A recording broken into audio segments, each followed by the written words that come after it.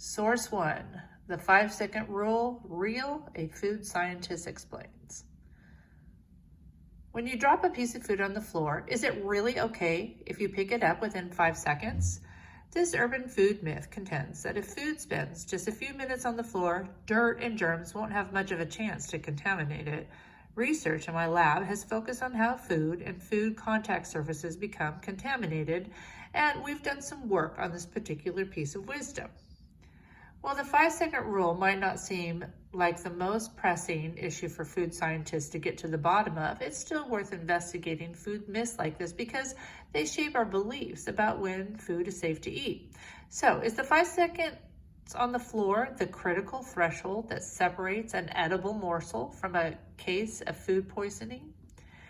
It's a bit more complicated than that. It depends on just how much bacteria can make it from the floor to food in a few seconds and just how dirty the floor is. Wondering if food is still okay to eat after it's been dropped on the floor or anywhere else is pretty common experience. And it's probably not a new one either. A well-known but inaccurate story about Julia Child may have contributed to this food myth. Some viewers of her cooking show, The French Chef, insist they saw Child drop lamb or chicken or turkey, depending on the version of the tale, on the floor and pick it up, with the advice that they were alone in the kitchen, their guests would never know. In fact, it was a potato pancake and it fell on the stovetop, not the floor. Child put it back in the pan saying, "But you can always pick it up if you are alone in the kitchen, who is going to see?" But the misremembered story persists. It's harder to pin down the origins of the oft-quoted 5-second rule, but in a 2003 study reported that 70% of women and 56% of men surveyed were familiar with the 5-second rule, and that women were more likely than men to eat food that had been dropped on the floor. So what does science tell us about what a few moments on the floor means for the safety of your food? The earliest research report on the 5-second rule is attributed to Julian Clark. A high school student participated in a research apprenticeship at the University of Illinois. Clark and her colleagues inoculated floor tiles with bacteria, then placed food on the tiles for varying times. They reported bacteria were transferred from the tile to gummy bears and cookies within 5 seconds, but didn't report the specific amount of bacteria that made it from one tile to the food.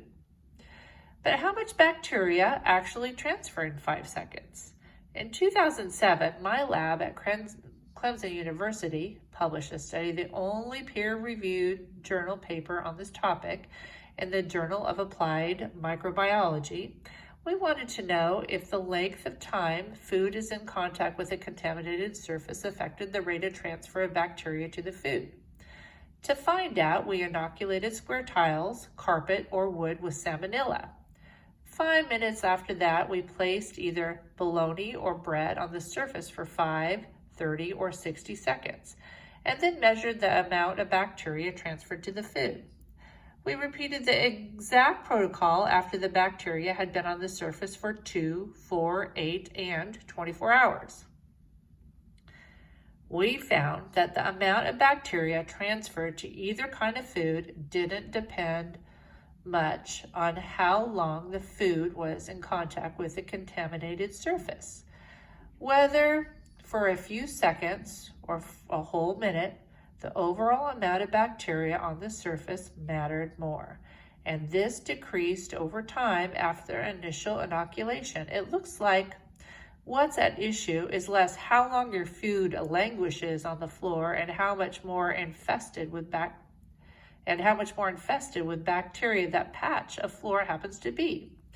We also found that the kind of surface made a difference as well. Carpets, for instance, seem to be slightly better places to drop your food than wood or tile. When carpet was inoculated with salmonella, less than 1% of the bacteria were transferred, but when the food was in contact with tile or wood, 48% to 70% of the bacteria was transferred. Last year, a study from Aston University in the UK used nearly identical parameters to study and found similar results, testing contact times of 3 to 30 seconds on similar surfaces. They also reported that 87% of people asked either would eat or have eaten food dropped on the floor. Should you eat food that's fallen on the floor? From a food safety standpoint, if you have millions or more cells on a surface, 0.1% is still enough to make you sick.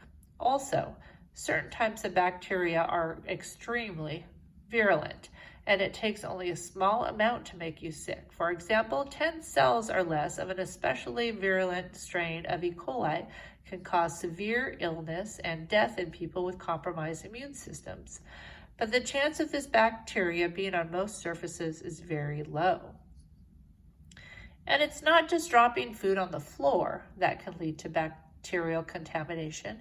Bacteria are carried by various media, which can include raw food, moist surfaces where bacteria has been left, our hands or skin, and from coughing and sneezing.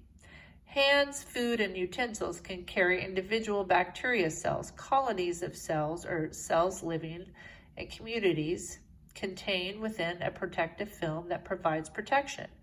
These microscopic layers of deposits containing bacteria are known as biofilms, and they are found on most surfaces and objects. Biofilm communities can harbor bacteria longer and are very different to clean. Bacteria in these communities also have an enhanced resistance to sanitizers and antibiotics compared to bacteria living on their own. So the next time you consider eating drop food, the odds are in your favor that you can eat that morsel and not get sick. But in the rare chance that there is a microorganism that can make you sick on the exact spot where the food dropped, you can be fairly sure that bug is on your food and that you are about to put in your mouth. Research and common sense tell us that the best thing to do is keep your hands, utensils, and other surfaces clean.